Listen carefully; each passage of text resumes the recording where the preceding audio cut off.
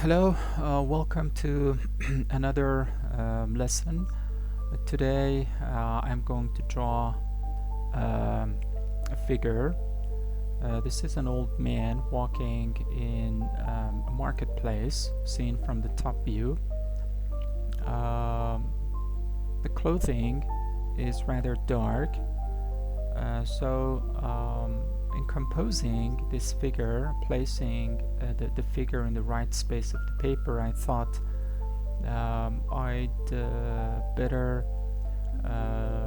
put some darks on the top and let the bottom be light to create a cross shape for the figure and also the top third of the paper, which is quite common composition. It is basically a cross that is put in the middle of the paper. It probably comes from iconography and religious paintings, so the eyes of the viewers are quite used to seeing such kind of composition. And the other point is that when I put the dark in the top third of the paper, I can put the head in the focus, which is my goal for this drawing. And I'm not going to draw the legs. I want the clothing to fade into the foreground, thus keeping viewers' attention at the center of the picture, which is actually a triangle with the head on the top and the two hands at the bottom. This is the focal point of the drawing. Another point is the negative space for this composition, which is a U-shaped white area.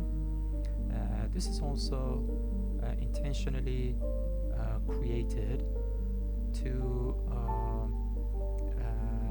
have a circular white shape go along with the cross that is the main subject of this drawing. So when you are composing your drawing, it's an imperative to have a clear vision of how you are going to divide your paper into light shapes and dark shapes. You should have a clear idea. The best way you can do this is by doing small thumbnails.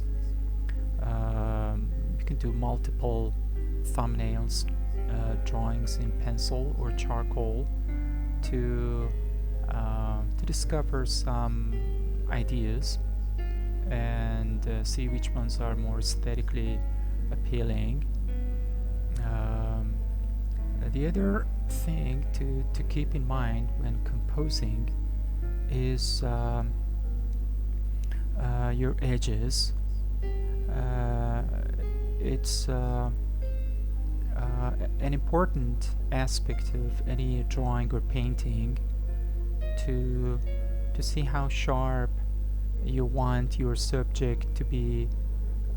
You want to keep it separated or blended with the background.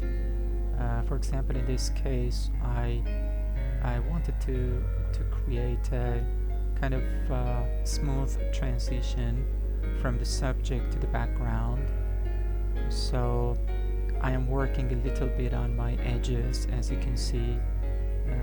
Usually I do that with my finger and push charcoal pigment around into the background,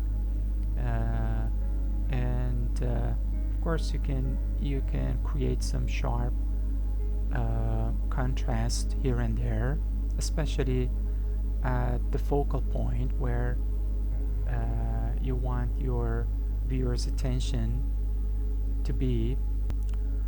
So this is only one way that I have chosen to compose this subject. Try and imagine how else this subject could be placed within the paper, or how else I could manipulate the background, whether or not it would be a better idea to bring the dark in the background a little bit down, or even put it at the bottom to create a totally different effect. So depending on what type of effect you want to create, you can choose the right composition. It is very important to think about composition before you start your drawing. Composition is something that you learn by